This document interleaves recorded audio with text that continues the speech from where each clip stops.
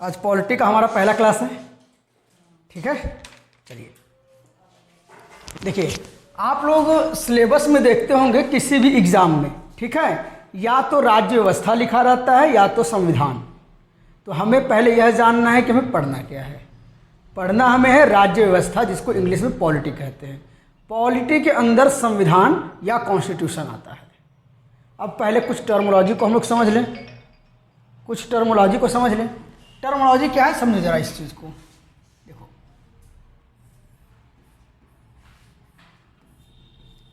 राज्य व्यवस्था, अगर हम राज्य व्यवस्था को अगर हम ब्रेक डाउन करेंगे, तोड़ेंगे, तो राज्य व्यवस्था दो शब्द से बना है। पहला बना है राज्य और दूसरा बना है व्यवस्था। यानी कि राज्य को संचालित करने के लिए ऐसी व्यवस्था, उसी को राज्य व्यवस्था कहते हैं। समझ में आ गया? तो इसमें पहला शब्द जो हमें समझना है वो समझना है राज्य, कि राज्य क्या होता है। चलो इस चीज़ को समझो पहले, राज्य क्या होता है। राज्य, इसको हम लोग को समझना है। तो अब तक आप लोगों ने सुनते होंगे कि राज्य का मतलब है उत्तर प्रदेश, मध्य प्रदेश, बिहार, राजस्थान, हरियाणा, गुजरात। लेकिन संविधान या पॉलिटी के शब्द में राज्य मतलब कोई प्रांत नहीं होता है। जैसे कि मध्य प्रदेश, बिहार, उत्तर प्रदेश, ये आपका प्रांत है। लेकिन अगर हम पॉलिटी की बात करें तो ये राज्य नहीं है। पॉलिटी में राज्य का मतलब एक देश होता है। अब समझ में आया आपको? पॉलिटी में राज्य का मतलब एक देश होता है, ठीक है। और अगर हमें राज्य के बारे में, स्टेट के बारे में पढ़ना है, प्रांत के बारे में पढ़ना है, तो इसमें स्पष्ट लिखा रहता है कि राज्य सरकार, केंद्र सरकार या फिर स्टेट, इस तरीके से डिवाइड किया रहता है, सीमाओं को विभाजित किया जाता है। समझ में आ गया? चलो अब देखो, राज्य को समझते हैं हम लोग। अब इसका मतलब अगर हम देश को राज्य कहते हैं तो कोई भी देश जिसमें लोकतंत्र है या फिर किसी भी संविधान से या फिर वहाँ की सरकार के द्वारा संचालित होता है तो उसे हम राज्य कहेंगे। जैसे क्या हम पाकिस्तान को राज्य कहेंगे? कहेंगे। क्या हम भारत को राज्य कहेंगे? लेकिन हम पहले यह तो समझें कि अगर कोई देश है तो उसको राज्य की परिभाषा में रखेंगे कैसे। जैसे कि ग्रीनलैंड आप लोग देखे हैं, ग्रीनलैंड मैप में, वर्ल्ड मैप में ग्रीनलैंड देखे हैं, लेकिन ग्रीनलैंड नाम का कोई देश या राज्य नहीं है। तो यह भी तो हमें समझना है कि अगर कोई भूमि है तो उसमें हम राज्य के किसे कहेंगे। तो देखो, राज्य के कुछ तत्व होते हैं कि राज्य के तत्व, अगर ये इन चारों में से कोई एक चीज़ नहीं रहेगा तो वो राज्य में नहीं आते हैं। तो पहला आता है कि कोई राज्य तब हो पाएगा जब उसके पास भूभाग होगा। उसका क्या होगा? भूभाग। भूभाग मतलब ज्योग्राफिकल लैंड, ज्योग्राफिकल लैंड। अब इस चीज़ को समझिए आप लोग। जैसे कि ज्योग्राफिकल लैंड मतलब क्या है, जैसे भारत की भूमि है तो भारत की सीमा आप देखते हैं जम्मू कश्मीर से कन्याकुमारी तक, अरुणाचल प्रदेश से गुजरात तक, ये आपका भारत का मुख्य भाग है। इसके बाद आपका अंडमान निकोबार हो गया, लक्षद्वीप हो गया, अन्य द्वीप समूह हैं जो भारत की एक सीमा को निर्धारित करते हैं। तो इसका मतलब भारत के पास एक ज्योग्राफिकल लैंड है, भूभाग है। तो पहला तत्व यह होता है कि आपके पास भूभाग या ज्योग्राफिकल लैंड होना चाहिए। समझ में आया? दूसरा चीज़ क्या है कि जनसंख्या। क्या चीज़? जनसंख्या, यानी कि इसको इंग्लिश में कहते हैं पॉपुलेशन। यानी कि अगर मान लीजिए कोई ज्योग्राफिकल लैंड है, कोई भूभाग है, तो उसमें दूसरा जो मेन इंपॉर्टेंट तत्व है वह तत्व यह है कि उस भूभाग पे रहने के लिए जनता होना चाहिए या कोई जनसंख्या होनी चाहिए। समझ में आ गया आपको? इसके बाद हम आते हैं तीसरा हम आते हैं सरकार। क्या आते हैं? सरकार। यानी कि इस ज्योग्राफिकल लैंड, भूभाग पे इस जनता को संचालित करने के लिए या फिर वहाँ की व्यवस्था को संचालित करने के लिए वहाँ पे एक शासन पद्धति हो, वहाँ पे एक सरकार हो जो वहाँ की जनता पे रेगुलेट कर सके, शासन कर सके। आप समझ में आया आपको? तो कौन चाहिए वहाँ पे? एक गवर्नमेंट चाहिए, गवर्नमेंट चाहिए। चौथा जो मेन इंपॉर्टेंट है, संप्रभुता। क्या होता है? संप्रभुता। मुझे पूरा पता है कि आपको इसका मतलब नहीं पता है, ठीक है? क्या आपको पता है? कोई बता सकता है?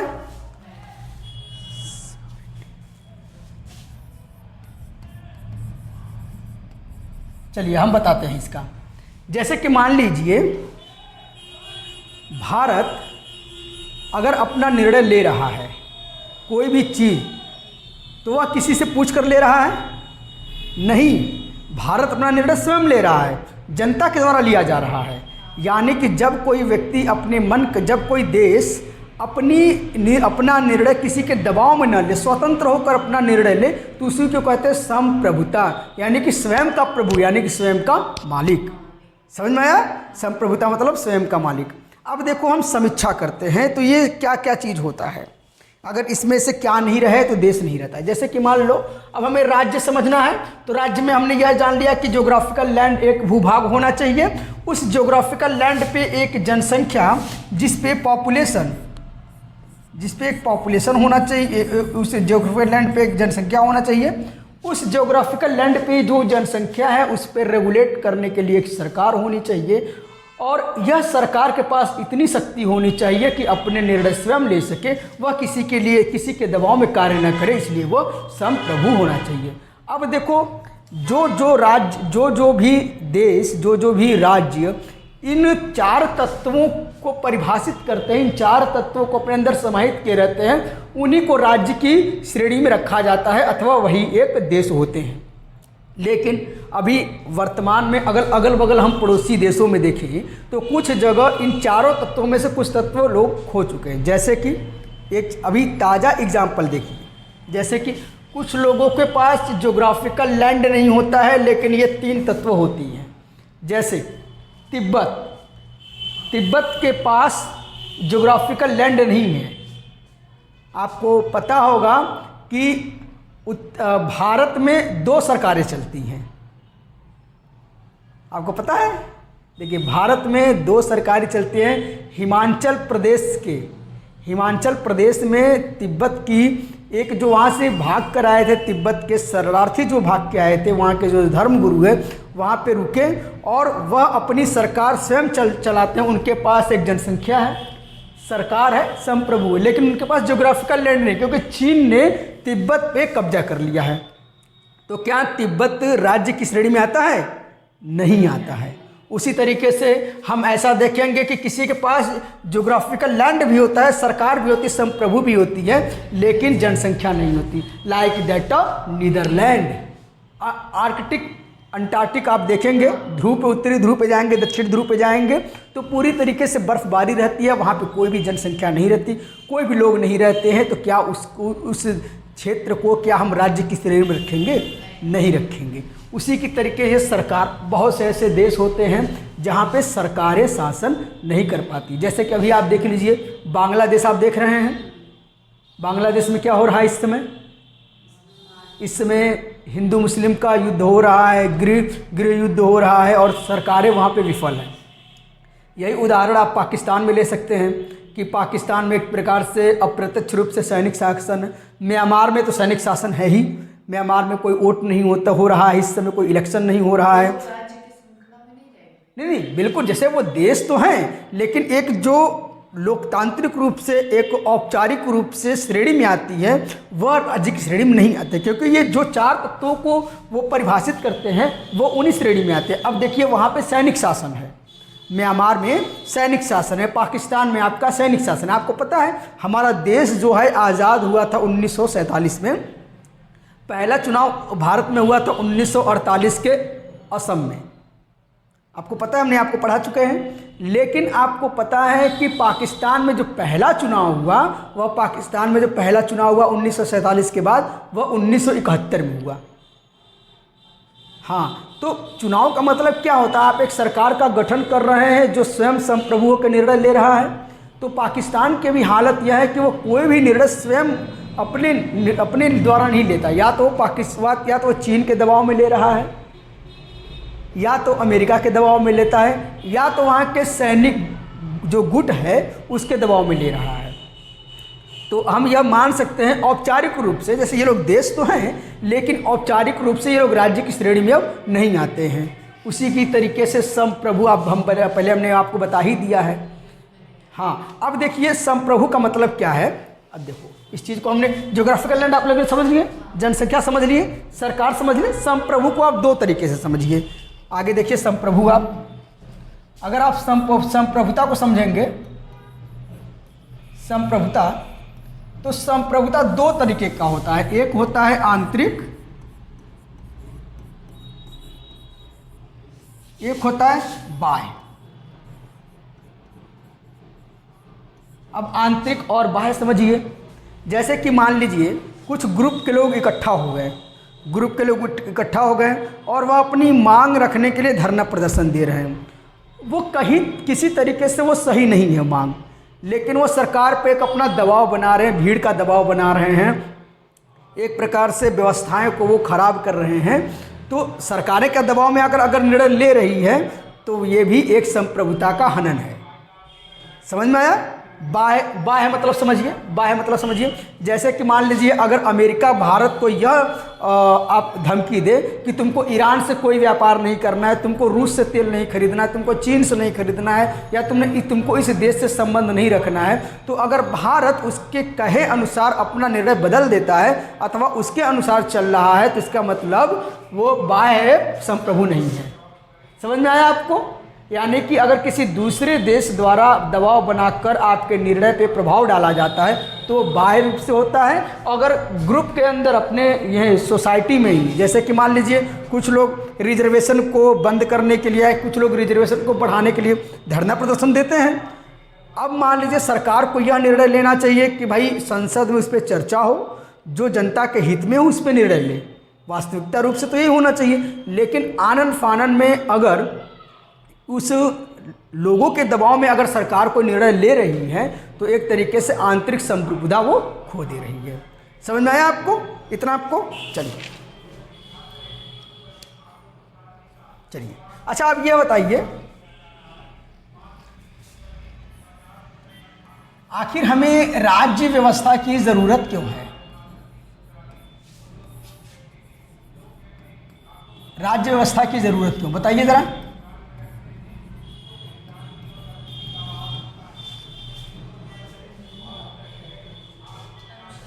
कैसे? हाँ ठीक है, और बताइए।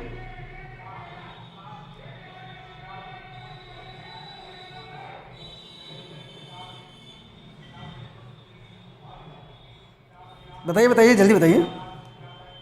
चलिए इस चीज़ को समझिए। पहले के समय में जब शासन होता था तो राजा का शासन था, एक परिवार शासन करता था, राजा शासन करते थे, ठीक है, या फिर जो वरिष्ठ लोग थे वो शासन करते थे, या जो समाज में जो वर्गीकरण बटा हुआ है, क्षत्रिय शूद्र ब्राह्मण, इस तरीके से अलग अलग वर्णों में, तो एक अलग वर्ग के लोग जब शासन करते थे तो वह क्या है, जनता के हित में नहीं बल्कि स्वयं की तानाशाही के अनुसार काम से करते थे। जैसे राजा कुछ कह दिया, राजा का कहा ही सर्वश्रेष्ठ है। कई धार्मिक पुस्तकों में यह भी कहा गया है कि राजा देवता का रूप होता है। तो इस प्रकार से मान लो कोई राजा पगला गया, दिमाग खराब हो गया उसका, उसने कुछ गलत निर्णय दे दिया जो उस जनता के हित में नहीं है, तो कहीं न कहीं समाज प्रभावित हो रहा है। समझ में आया आप लोगों को?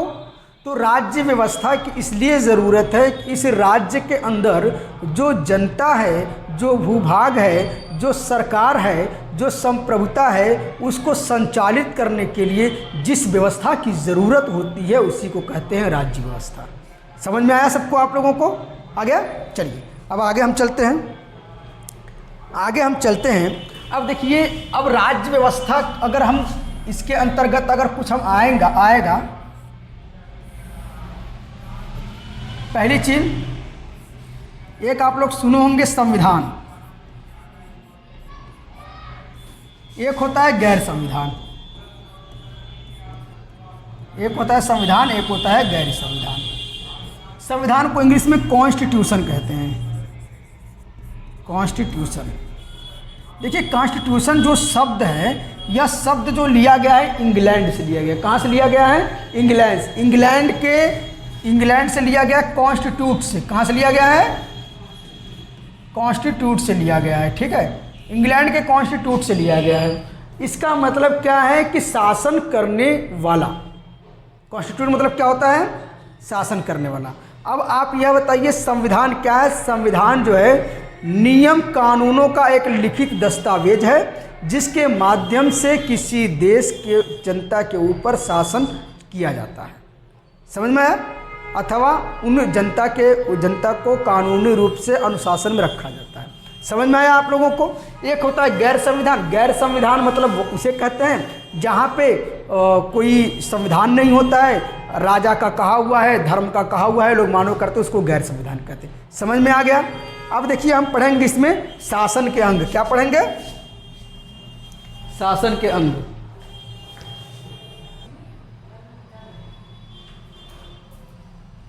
अब हम पढ़ेंगे क्या? शासन के अंग। क्या पढ़ेंगे? शासन के अंग।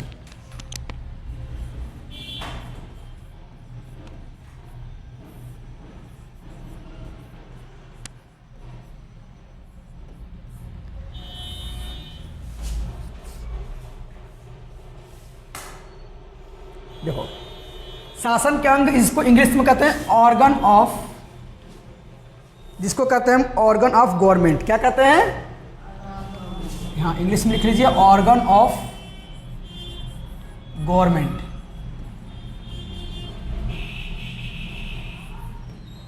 अगर हम भारत की बात करें, भारत में शासन के अंग को अगर हम देखेंगे तो 3 तरीके के आपको शासन के अंग आपको मिलेंगे। एक आपको मिलेगा विधायिका। क्या मिलेगा? विधायिका।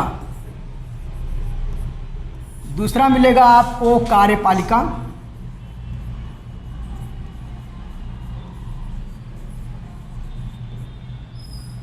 तीसरा आपको मिलेगा न्यायपालिका।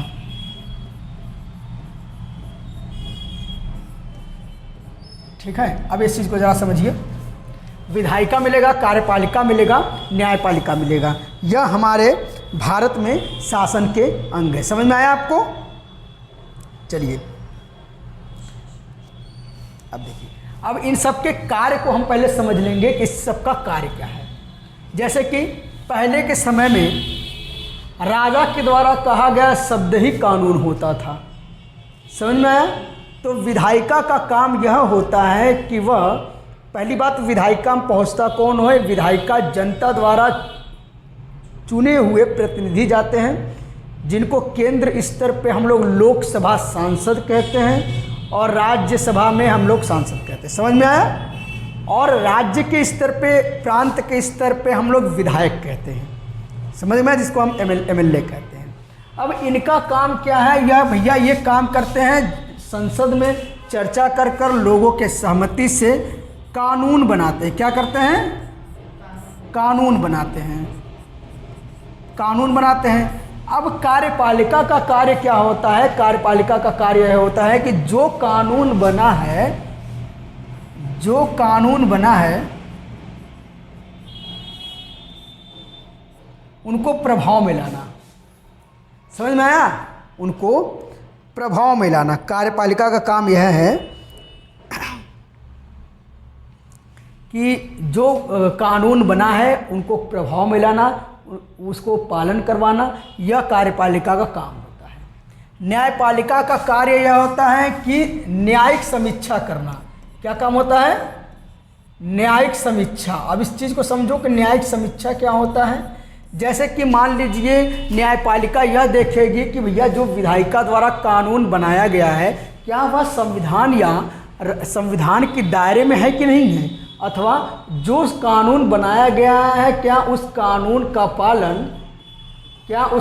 का पालन कार्यपालिका के सदस्य के द्वारा किया जा रहा है कि नहीं किया जा रहा है। तो न्यायपालिका का मुख्य कार्य यह होता है कि विधायिका एवं कार्यपालिका द्वारा किए गए कार्यों की समीक्षा करके न्याय करना। तो शासन के अंग 3 प्रकार से होते हैं। पहला होता है विधायिका, दूसरा होता है कार्यपालिका और तीसरा होता है न्यायपालिका। क्या हमें इतना बात समझ में आ गया?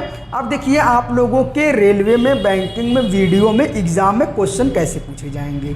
क्वेश्चन ऐसे पूछे जाएंगे कि इन तीनों में से कोई एक मिस कर दिया जाएगा ऑप्शन में और यह कहा जाएगा कि निम्न में से कौन कौन से शासन के अंग नहीं हैं अथवा निम्न में से कौन से शासन के अंग हैं।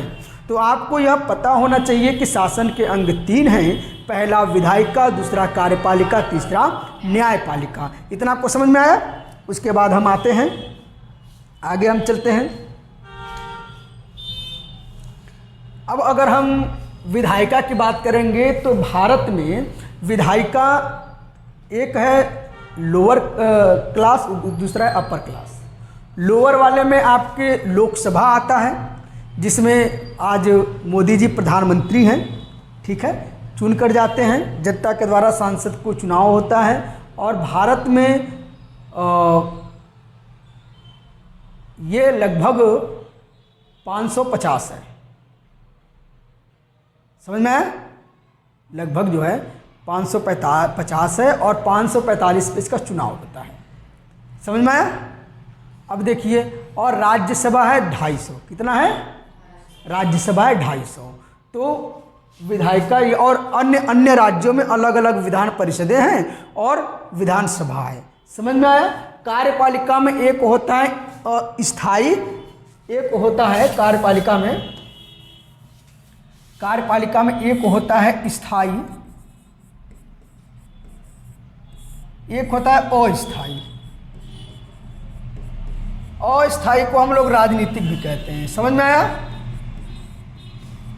अब देखिए, स्थायी में आपके कौन आएंगे? स्थायी में यानी कि हम लोग जिस चीज़ की आप लोग को तैयारी करवा रहे हैं, आईएएस की, पीसीएस की, या फिर अन्य जो आप लोग कॉम्पिटिटिव एग्ज़ाम की तैयारी कर रहे हैं, आप लोग शासन के अंग हो जाएंगे। यानी कि कल को आपको नौकरी मिल जाएगी तो जो जनता के लिए जो सरकार द्वारा निर्देशित कार्य रहेगा आप लोग वही करेंगे, ठीक है? तो क्या आप लोग क्या 2 साल बाद रिटायर हो जाएंगे? ऐसा तो नहीं, एक निश्चित अवधि तय होगा, उस अवधि तक आप कार्य करेंगे, ठीक है? अगर आप लोग किसी प्रकार का भ्रष्टाचार नहीं करते हैं, किसी गलत गतिविधि में नहीं पाए जाते हैं, तो आप लोग को जो समय निर्धारित किया गया तब तक आप लोग जॉब करेंगे।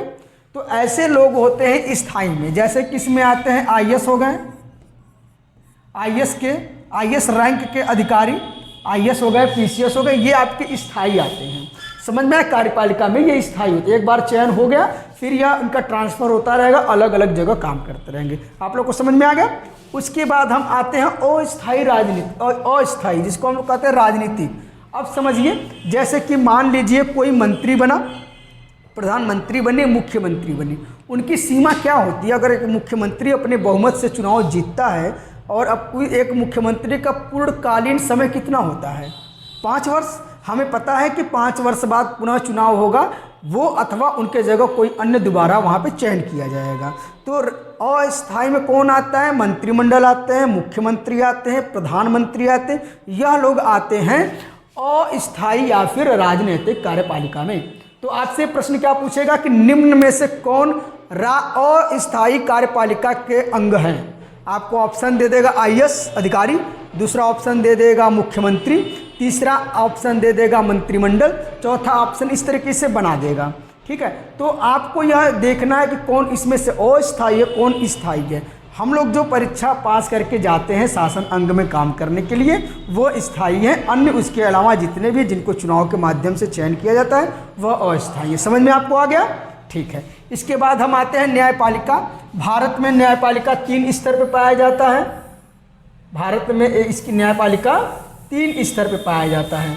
देखिए 3 स्तर के न्यायपालिका क्या है। पहला क्या है? पहला आपको कहते हैं जिला न्यायालय। क्या कहते हैं? जिला न्यायालय। जैसे कि आपके आजमगढ़ ज़िले में ये जो दीवानी और कलेक्ट्री कचहरी है ना, इसी को आपको जिला न्यायालय कहेंगे। समझ में आया आपको? इस जिला न्यायालय को के ऊपर एक न्यायालय आता है जिसको हम लोग कहते हैं हाई कोर्ट। क्या कहते हैं? हाई कोर्ट कहते हैं। ठीक है। इसके बाद एक जो टॉप पे आता है वो होता है सुप्रीम कोर्ट। क्या होता है?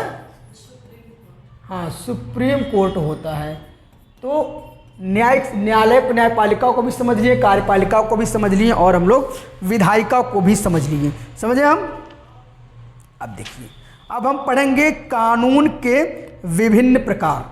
क्या पढ़ेंगे? कानून के विभिन्न प्रकार। लिख लीजिए आगे।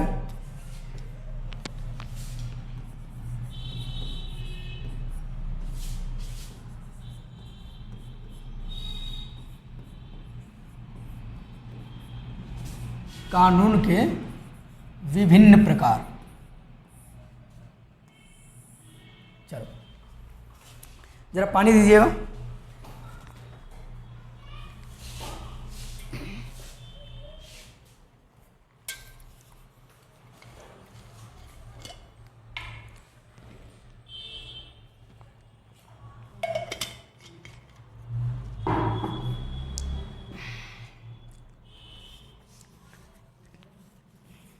चलिए, कानून के विभिन्न प्रकार में आप देखेंगे, एक होता है सकारात्मक विधि। क्या होता है? सकारात्मक विधि, जिसको इंग्लिश में कहते हैं पॉजिटिव लॉ। सकारात्मक विधि जिसको कहते हैं पॉजिटिव लॉ।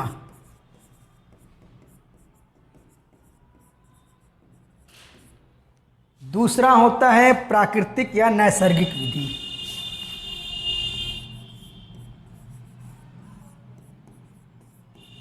प्राकृतिक या नैसर्गिक विधि, जिसको हम लोग कहते हैं नेचुरल लॉ।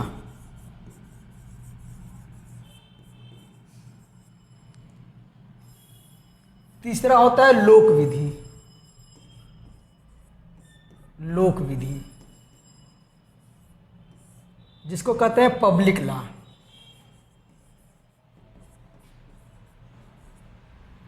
चौथा होता है ईश्वरीय विधि।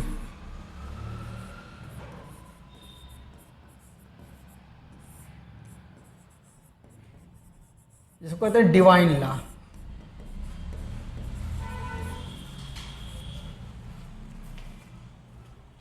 चलो, अब इन चारों को हम लोग पहले समझ लेते हैं कि भैया कानून के विभिन्न प्रकार, कानून कितने प्रकार के होते हैं। जरा समझो, सकारात्मक विधि या पॉजिटिव लॉ हम किसे कहते हैं?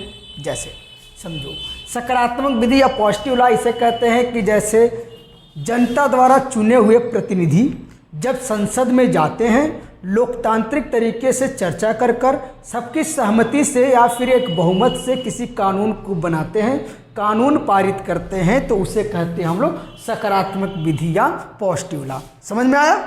चलो, इस चीज़ को जरा आप समझ लो। जैसे कि मान लीजिए एक पक्ष होते हैं, एक विपक्ष होते हैं। समझ में आया?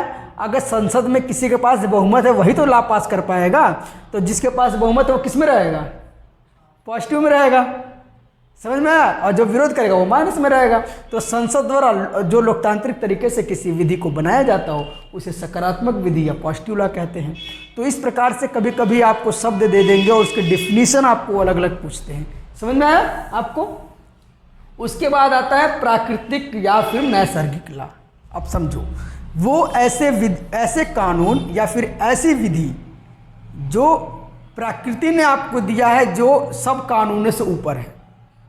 जैसे कि मान लीजिए अगर संसद बहुमत से, मान लीजिए कुछ मूर्खों की टीम चली जाए संसद में, जाहिलों की टीम अगर संसद में चली जाए और उन्होंने कानून बना दिया कि आज से कोई भी सांस नहीं ले सकता है, तो ये कानून कैसा है? नहीं सही है, क्योंकि सांस लेने का अधिकार, जीवित रहने का अधिकार, घूमने का अधिकार, रहने का अधिकार, खाने का अधिकार, सांस लेने का अधिकार, ये किसने दिया है? ईश्वर ने हमें दिया है। तो जनता के द्वारा बनाया गया विधि ज़्यादा इम्पोर्टेंट है या ईश्वर के द्वारा बनाया गया? तो जो प्रकृति ने हमें दिया है, प्रकृति ने हमें दिया है, सांस हमें लेना है, तो उसको कहते हैं वो नैसर्गिक लॉ या प्राकृतिक लॉ। समझ में आया आपको? उसके बाद आते हैं हम लोक विधि। जैसे कि इसके दायरे में कोई कानून नहीं होता है, लेकिन आम जनता के सहमति से अगर वो काम चलता आ रहा है तो उसी को हम लोक विधि कहते हैं। जैसे कि मान लीजिए हम लोग नदी के किनारे छठ पूजा का आयोजन करते हैं, नदी किनारे छठ मनाते हैं। अब छठ पूजा कैसे मनाना है, उसमें क्या विधियाँ हैं, क्या उसमें नियम कानून है, ये हम लोगों को नहीं पता, लेकिन लिखित दस्तावेज में आपको नहीं मिलेगा। ठीक है, कोई कानूनी उसमें कानून उस पर नहीं बना है, लेकिन हाँ सबके सहमति से वो काम हो रहा है, किसी प्रकार की कोई विपत्ति नहीं है, तो उसको लोक विधि कहते हैं। समझ में आया? अब देखिए, एक होता है ईश्वरीय विधि, या फिर जैसे कि ऐसे देश जो अपना शासन किसी धार्मिक पुस्तक से चलाते हैं उसको कहते हैं ईश्वरीय विधि। जैसे सऊदी अरेबिया में, पाकिस्तान में, सीरिया में शरीयत लॉ चलता है। क्या चलता है? शरीयत लॉ। जो इस्लाम को या मुसलमान, इस्लाम के अनुयायी होते हैं या जो मुस्लिम देश होते हैं, वह अपने देश में शरीयत लॉ चलाते हैं, जिसको कहते हैं ईश्वरीय विधि या डिवाइन लॉ। समझ में आया आपको? समझ में आ गया? अब देखिए, हमारे देश में कौन सा कानून है? हमारे देश में कौन सा कानून है? क्या हम ईश्वरीय विधि से संचालित होते हैं? क्या हमारे देश में क्या भगवत गीता, कुरान या फिर बाइबल से चलता है? नहीं चलता है। क्या हमारे देश में लोक विधि है? हाँ, लोक विधि है। हम उन जगहों पे जहाँ पे आम जनता की, आम जनमानस की सहमति प्राप्त होती है और उससे संबंधित कोई लिखित कानून संसद द्वारा नहीं है, तो हम आम जनमति से एक लोक विधि रूप से काम अपने करते रहते हैं। कोई ठीक है, इतना समझ में? क्या हमारे देश में प्राकृतिक या नैसर्गिक है? पूरा है। हमारा देश ही एक ऐसा है, यहाँ की सुप्रीम कोर्ट, जो हम आपको आगे फंडामेंटल राइट पढ़ाएंगे, जिसको हिंदी में मूल अधिकार कहते हैं। मूल अधिकार पूर्ण रूप से प्राकृतिक या नैसर्गिक विधि है। जैसे कि यह विधि सांस आपको लेना है, खाना खाना है, पीना है, जो एक प्रकृति आपको एक बनाया है, उसके दायरे में जो आप कर रहे हैं वही प्राकृतिक विधि है। समझ में? उसके बाद सकारात्मक विधि तो हमारे देश में है ही। हमारे देश में जनता के द्वारा प्रतिनिधि चुने जाते हैं, संसद में जाते हैं और हर कानून बनाने के लिए इस पर समीक्षा टिप्पणी करते हैं और उस पर एक सकारात्मक कानून बनाते हैं। समझ में आया आपको? इसके बाद हम आगे पढ़ेंगे शासन प्रणाली के प्रकार। क्या पढ़ेंगे? शासन प्रणाली के प्रकार।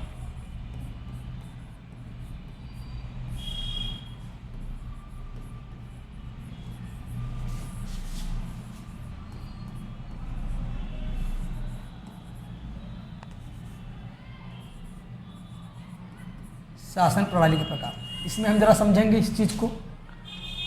अब इसको हम कई आधार पे बनाएंगे। शासन प्रणाली के आधार पे, कई आधार पे बनाएंगे कि हम देश में शासन किस प्रकार से होता है। कभी हम व्यक्ति को आधार बना लेंगे, कभी जनता को आधार बना लेंगे, कभी परिवार को आधार बना लेंगे। इस प्रकार से हम आधार बनाकर चलेंगे कि देश में शासन कैसे चलता है। समझ में आया? देखो,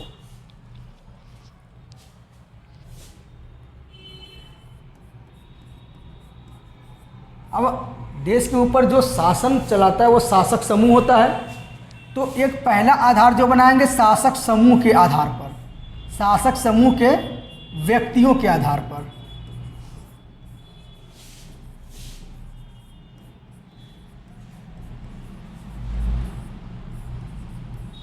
समझिए इस चीज़ को, शासक समूह के व्यक्तियों के आधार पर।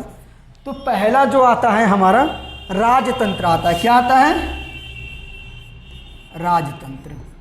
तो हम देखते हैं कि जो हमारे ऊपर शासन कर रहे हैं या जो जिसमें से शासन है, तो शासन करने वहाँ पर क्या है?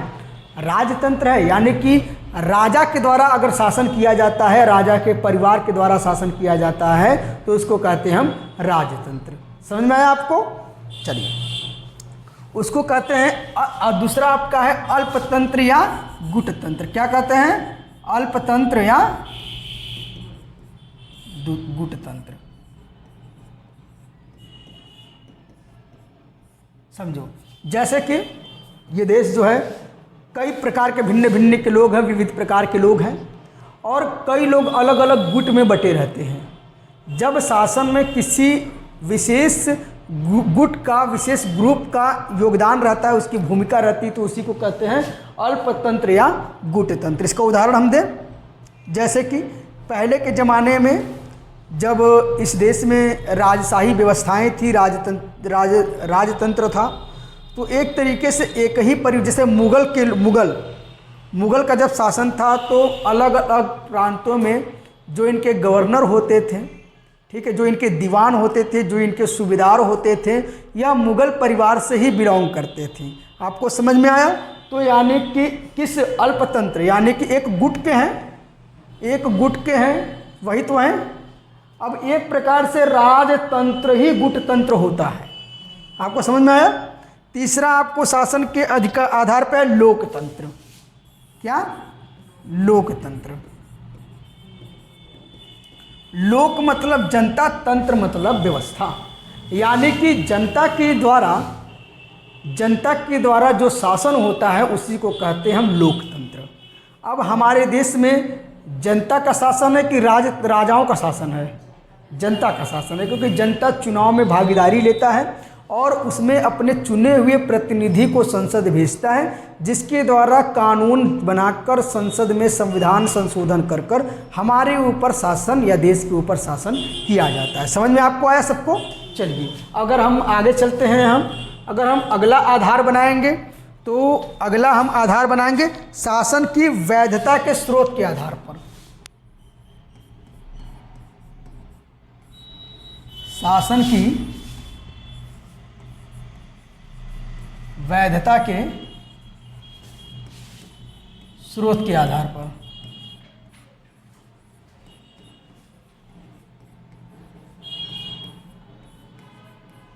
देखो ये आप लोग शासन के अंग में ही लिखिएगा, ये हम अलग अलग जो आधार लिखवा रहे हैं उसमें आप ये कम से कम ये रहेगा ना कि जब आपको एज अ कॉन्सेप्ट में दे देगा हेडिंग और उसमें ऑप्शन आपको दे देगा तो आपको सिलेक्ट करने में या फिर क्लिक करने में आसानी होगा जब आप पॉइंट बनाकर लिखे रहेंगे, समझे रहेंगे। आपको समझ में आया? उसके बाद देखिए अब मान लीजिए पहला इसमें आता है धर्मतंत्र। क्या आता है? धर्मतंत्र। जैसे कि मान लीजिए किसी देश में एक ही धर्म को मानने वाले अनुयायी ज़्यादा हैं और वह कहते हैं कि नहीं, हमारे देश में जो शासन यह होना चाहिए धार्मिक पुस्तक के आधार पर होना चाहिए, तो उसी को कहते हैं हम लोग धर्मतंत्र। जैसे कि समझो इस चीज़ को, सऊदी अरेबिया में शरीयत कानून है, धर्म के आधार पर शासन चलता है वहाँ पे। अब पहले के समय में भारत में पहले यह होता था कि जो ब्राह्मण कह देते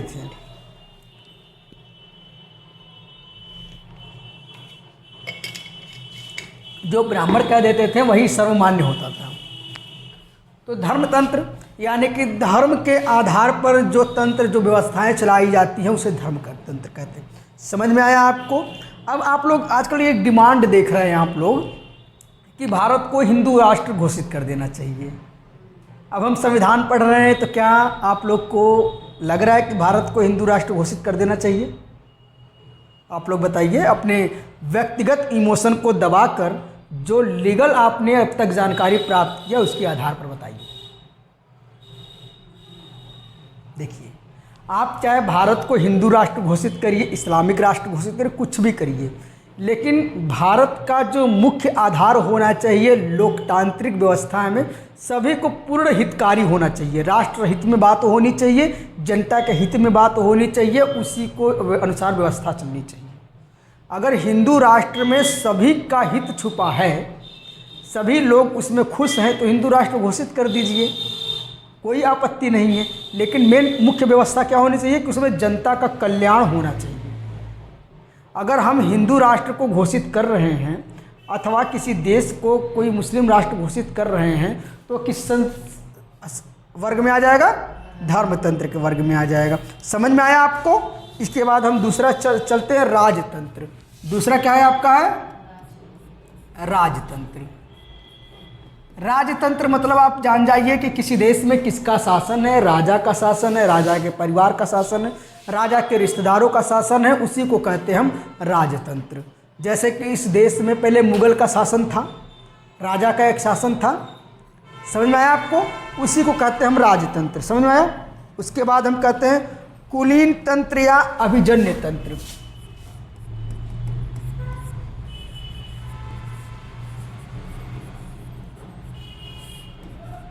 कुलीन तंत्र या अभिजन्य तंत्र। अब देखिए, कुलीन मतलब, कुलीन को हिंदी में क्या है? कुलीन का शाब्दिक अर्थ होता है एक परिवार से संबंधित। अब जैसे कि मान लीजिए आज से लगभग 500-400 वर्ष पहले जब राजाओं का शासन था, या वैदिक काल की अगर हम बात कर लेते हैं, अगर हम उत्तर वैदिक काल की बात करते हैं तो उत्तर वैदिक काल में शूद्र जो थे और वैश्य थे, उनको शिक्षा का अधिकार नहीं था, शूद्रों को शासन का अधिकार नहीं था। तो इसका मतलब किसी एक परिवार, एक कुलीन के द्वारा पूरी व्यवस्थाओं को संचालित किया जाता था, शासन किया जाता था। यानी कि एक परिवार के द्वारा, एक वर्ग के द्वारा अगर शासन किया जाता है तो उसी को कहते हैं कुलीन तंत्र अथवा अभिजन्य तंत्र। समझ में आया आपको? ठीक है। इसके बाद चौथा हम चलेंगे। चौथा हम देखेंगे लोकतंत्र।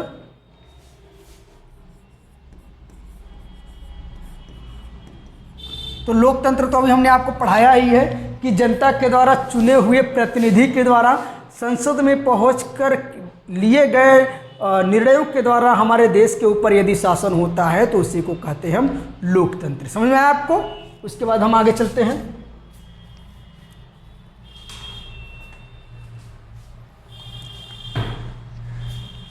शासन प्रणाली के सम्मत होने पर, शासन प्रणाली के सम्मत होने पर तीसरा आधार क्या बनाएंगे? शासन प्रणाली के सम्मत होने पर। अब समझिए इस चीज को, शासन प्रणाली के सम्मत होने पर दो इसके बनेंगे। पहला बनेगा संविधानवाद,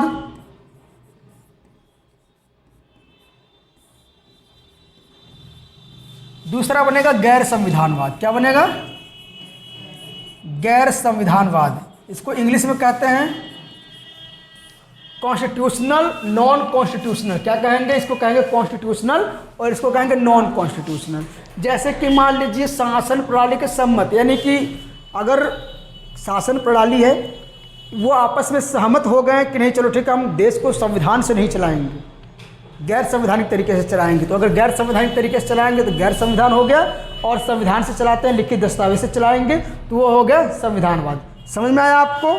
उसके बाद अब नॉर्मल तरीके से अगर हम मूल्यांकन करें, अब तक तो हमने आपको सब कुछ बता दिया। अगर हम एक अगल बगल देशों को देखते हैं, पड़ोसी देशों को देखते हैं, अपने देश को देखते हैं, समीक्षा करते हैं, व्यवहारिक स्तर पे हम मूल्यांकन करते हैं तो समझते हैं इसका परिभाषा क्या है, इसका अर्थ क्या है और किस लिए ये हमें ज़रूरी है। तो अगर हम कहेंगे भीड़ तंत्र, एक आता है भीड़ तंत्र। भीड़ तंत्र, इसका आप लोग हेडिंग डालेंगे व्यवहारिक मूल्यांकन के आधार पर। व्यवहारिक मूल्यांकन के आधार, समझिए इस चीज़ को। भीड़ तंत्र, भीड़ तंत्र को मैं आपको समझा रहा हूँ। जैसे कि मान लीजिए आप लोग एक कहावत सुने होंगे कि 10 झूठों के बीच में एक ईमानदार भी झूठा साबित हो जाता है। समझ में आया? अगर मान लीजिए संसद की भी आजकल यही दशा हो गई है। अब देखिए हम आपको बता दें, हमने एक नियम बनाया कि भैया चलो ठीक है संसद में जो जाएंगे और अपना पक्ष रखेंगे, जो उसमें ज़्यादा जिसके पास बहुमत रहेगा उसी को हम लोकतंत्र का निर्णय मान लेंगे। अब किसी ग्रुप में 20 लोगों के बीच में 19 चोर ही अगर निकल जाएं तो एक ईमानदार व्यक्ति क्या करेगा? समझ में आया? तो लोकतंत्र भीड़ तंत्र है कि नहीं है ना? तो लोकतंत्र क्या? भीड़ तंत्र, मूर्खों का तंत्र है। आज देखिए हमारे देश के लगभग 80% आबादी जो यहाँ पे वोट देती है किस आधार पे देती है? 5 किलो अनाज पे। यह है वास्तविक सच्चाई देश की। अब यह बताइए इस देश का संचालन क्या 5 किलो अनाज से चलेगा? शिक्षा से चलेगा, रोजगार से चलेगा, प्रेम भाव से चलेगा, संविधान से चलेगा और देश की उन्नति से चलेगा। लेकिन हमारे देश में चुनाव के आधार क्या बनाए जाते हैं कि आपको 5 किलो राशन दिया जाएगा और साल में 2 सिलेंडर मुफ्त दिया जाएगा और इस प्रकार से प्रलोभन दिए जाते हैं। तो अगर मान लीजिए, मैं किसी एक विशेष वर्ग को नहीं कह रहा हूँ, लेकिन आप खुद सोचिए क्या 5 किलो अनाज से जीवन यापन हो सकता है? तो जो 5 किलो अनाज पे ही अगर 5 किलो अनाज पे ही अगर चुनाव में भाग ले रहे, वोट दे रहे हैं और अपना प्रतिनिधि चुन रहे हैं तो वो मूर्ख है कि क्या है? मूर्ख है। तो भीड़ तंत्र लाइक दैट मूर्ख तंत्र। समझ में आया? उसके बाद आता है औसत तंत्र। औसत तंत्र, जैसे हमारे देश में इस समय क्या चल रहा है? औसत तंत्र ही चल रहा है। समझिए कैसे? जैसे कि ठीक है हमने एक शासन चुना, मान लीजिए हमारे पास 10 सांसद हैं 10 सांसद में से 3 पढ़े लिखे हैं, 3 अनपढ़ हैं, 3 ज़्यादा पढ़े लिखे हैं, 3 थोड़ा दूसरे वर्ग के हैं। इस तरीके से अलग अलग क्षेत्रों से जब आते हैं, ठीक है, अलग अलग लोगों के रोग होते हैं, तो उसी को कहते हैं हम लोग औसत तंत्र। ठीक है भैया, एक तरीके से औसत है, सब में से थोड़ा थोड़ा रोग आए, इसी को कहते हैं हम औसत तंत्र। समझ में आया? अब देखिए हमारे देश में SC वर्ग के लोग संसद में जाते हैं, OBC वर्ग के लोग संसद में जाते हैं, किसान भी संसद में जाते हैं। अपनी बात, भले वो किसी पार्टी की चाटुकारिता करते हैं, लेकिन कहीं न कहीं प्रत्यक्ष रूप से OBC, SC, ST, जनरल या फिर अल्पसंख्यक किसी न किसी तरीके से संसद से पहुंच रहे हैं संसद में, तो उसी को कहते हैं हम लोग औसत तंत्र। समझ में आपको आया सबको? उसके बाद हम आते हैं हम लोग कहते हैं निरंकुश तंत्र। क्या होता है? एक होता है निरंकुश तंत्र।